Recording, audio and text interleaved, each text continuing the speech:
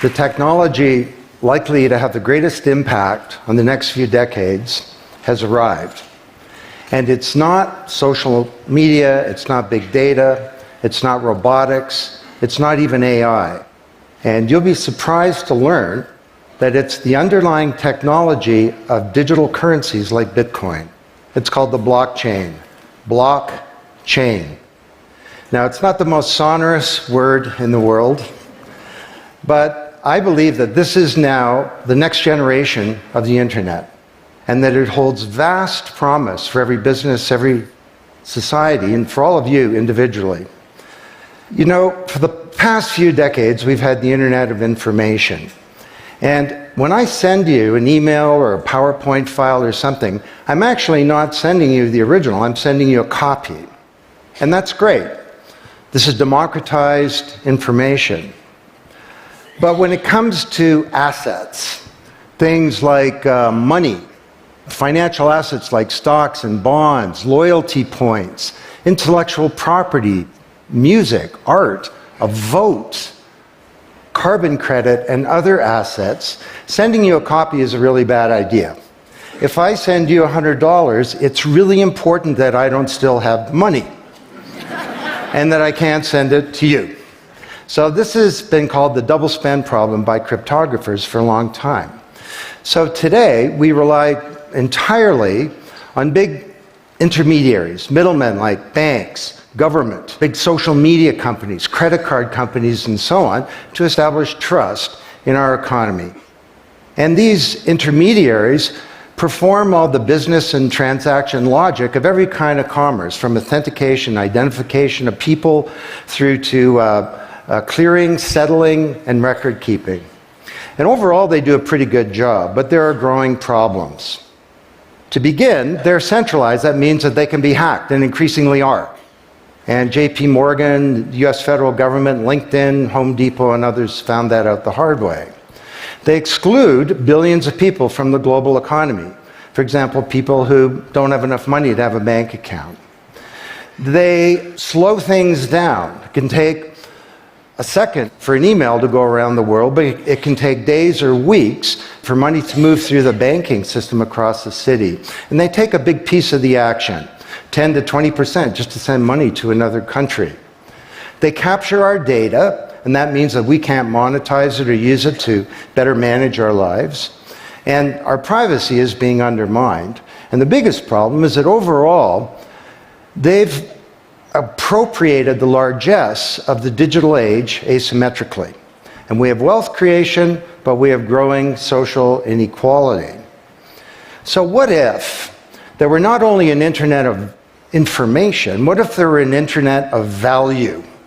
Some kind of vast, global, distributed ledger running on millions of computers and available to everybody, and where every kind of asset, from money to music, could be stored, moved, transacted, exchanged, and managed, all without powerful intermediaries. What if there were a native medium for value?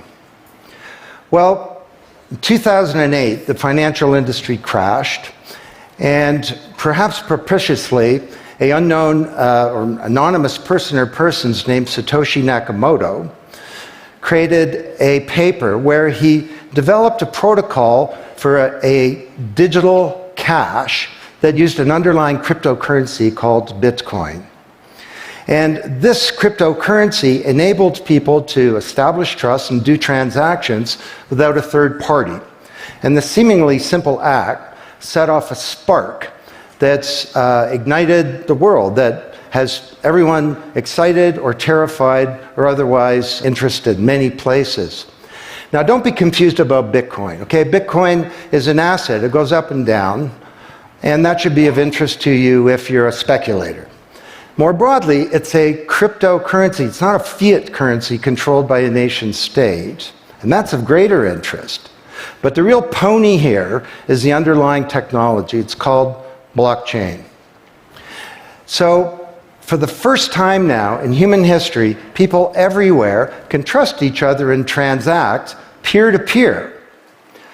And trust is established not by some big institution, but by collaboration, by cryptography, and by some clever code. And because trust is native to the technology, I call this the trust protocol. Now you're probably wondering, well, how does this thing work? Fair enough. Assets, digital assets like money to music and everything in between, are not stored in a central place, but they're distributed across a global ledger using the highest level of cryptography. And when a transaction is conducted, it's posted globally across millions and millions of computers. And out there around the world is a group of people called miners. These are not young people, they're Bitcoin miners. And they have massive computing power at their fingertips, 10 to 100 times bigger than all of Google worldwide. And these miners do a lot of work. And every 10 minutes, kind of like the heartbeat of a network, a block gets created that has all the transactions from the previous 10 minutes. And then the miners get to work trying to solve some tough problems. And they compete. And the first miner to find out the truth and to validate the block is rewarded in digital currency. In the case of the Bitcoin blockchain, with Bitcoin. And then, this is the key part, that block is linked to the previous block and the previous block to create a chain of blocks. And everyone is timestamped, kind of like with a digital wax seal. So if I wanted to go and hack a block and say, pay you and you with the same money, I'd have to hack that block, plus all the preceding blocks, the entire history of commerce on that blockchain, not just on one computer, but across millions of computers simultaneously, all using the highest levels of encryption in the light of the most powerful computing resource in the world that's watching me. Tough to do. And this is infinitely more secure than the computer systems that we have today. Blockchain, that's how it works. So the Bitcoin blockchain is just one. There are many. The Ethereum blockchain was developed by a Canadian named Vitalik Buterin. He's 19 years old. And this blockchain has some extraordinary capabilities. One of them is that you can build smart contracts. It's kind of what it sounds like. It's a contract that self-executes. And the contract handles the enforcement and the management, performance, and payment. The contract kind of has a bank account too, in a sense, of agreements between people. And today, on the Ethereum blockchain, there are projects underway to do everything from create a new replacement for the stock market to create a new model of democracy where politicians are accountable to citizens.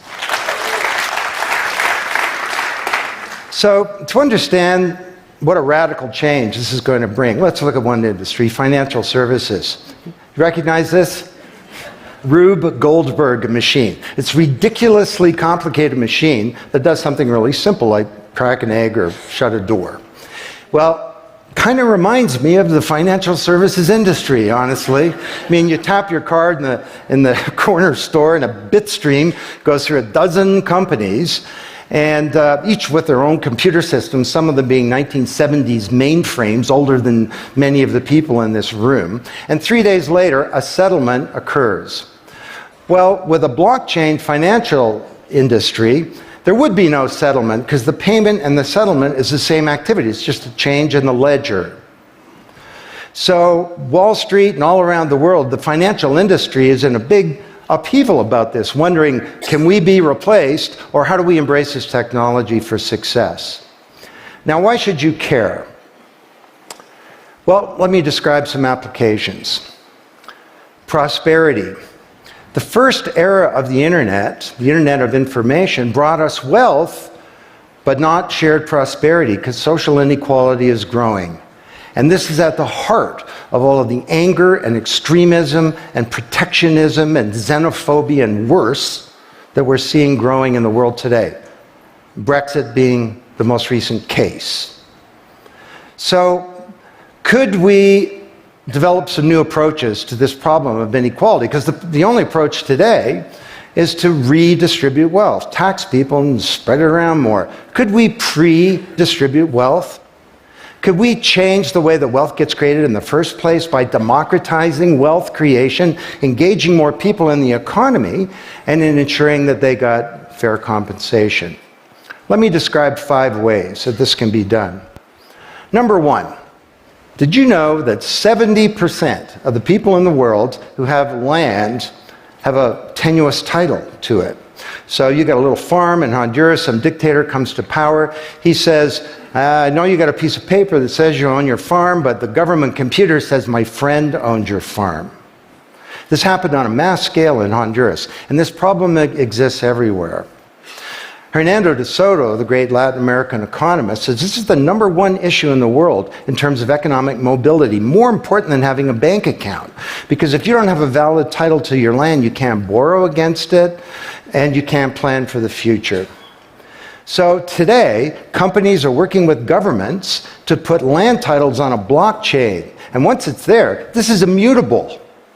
You can't hack it. This creates the conditions for prosperity for potentially billions of people.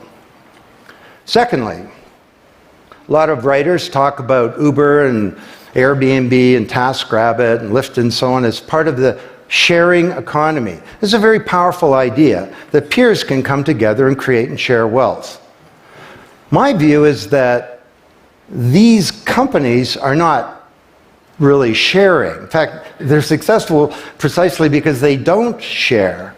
They aggregate services together and they sell them. What if rather than Airbnb being a $25 billion corporation, there was a distributed application on a blockchain, we'll call it B Airbnb, and it was essentially owned by all of the people who have a room to rent. And when someone wants to rent a room, they go onto the blockchain database and all the criteria sift through, help them find the right room, and then the blockchain helps with the contracting, it identifies the party, it handles the payments, just through digital payments are built into the system, and it even handles reputation, because if she rates a room as a 5-star room, that room is there, and it's rated, and it's immutable. So the big sharing economy disruptors in Silicon Valley could be disrupted, and this would be good for prosperity. Number 3, the biggest flow of funds from the developed world to the developing world is not corporate investment, and it's not even foreign aid. It's remittances. This is the global diaspora, people who've left their ancestral lands, and they're sending money back to their families at home. This is $600 billion a year, and it's growing, and these people are getting ripped off. Annalie Domingo is a housekeeper, and she lives in Toronto, and every month she goes to the Western Union office with some cash to send her remittances to her mom in Manila. It costs her around 10%. The money takes 4 to 7 days to get there. Her mom never knows when it's going to arrive. It takes 5 hours out of her week to do this. 6 months ago, Annalie Domingo used a blockchain application called Abra. And from her mobile device, she said $300 went directly to her mom's mobile device without going through an intermediary. And then her mom looked at her mobile device, and it's kind of like an Uber interface. There's Abra tellers moving around. She clicks on a teller that's a 5-star teller. He's 7 minutes away. The guy shows up at the door, gives her Filipino pesos. She puts them in her wallet. The whole thing took minutes, and it cost her 2%. This is a big opportunity for prosperity. Number 4, the most powerful asset of the digital age is data. And data is really a new asset class, maybe bigger than previous asset classes like land under the agrarian economy or an industrial plant, or even money. And all of you, we create this data. We create this asset. And we leave this trail of digital crumbs behind us as we go throughout life. And these crumbs are collected into a mirror image of you, the virtual you. And the virtual you may know more about you than you do, because you can't remember what you bought a year ago or said a year ago or your exact location a year ago. And the virtual you is not owned by you. That's the big problem. So today there are companies working to create an identity in a black box. The virtual you owned by you. And this black box moves around with you as you travel throughout the world, and it's very, very stingy. It only gives away the shred of information that's required to do something. A lot of transactions, the seller doesn't even need to know who you are. They just need to know that they got paid. And then this avatar is sweeping up all this data and enabling you to monetize it. And this is a wonderful thing, because it can also help us protect our privacy. And privacy is the foundation of a free society. Let's get this asset that we create back under our control, where we can own our own identity and manage it responsibly. Finally,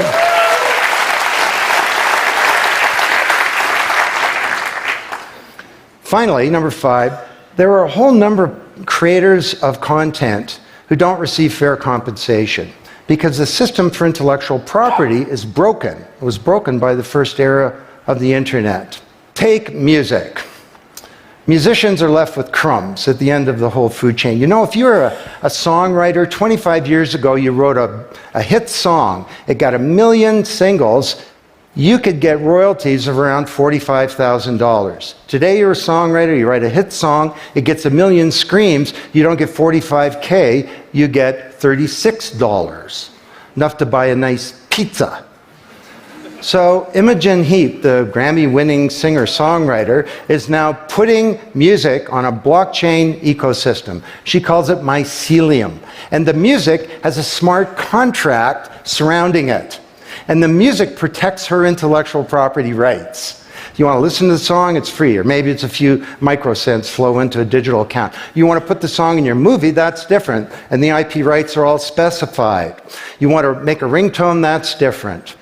She describes that the song becomes a business. It's out there on this platform, marketing itself, protecting the rights of the author, and because the song is a payment system, in a sense a bank account, all the money flows back to the artist, and they control the industry rather than these powerful intermediaries.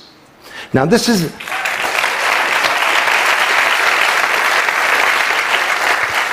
not just songwriters, it's any creator of content, like art,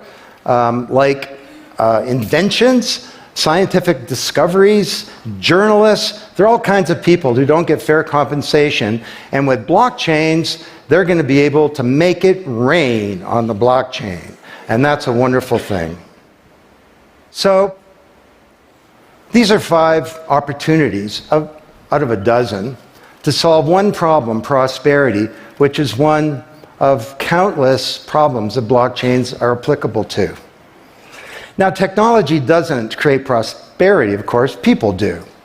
But my case to you is that, once again, the technology genie has escaped from the bottle, and it was summoned by an unknown person or persons at this uncertain time in human history.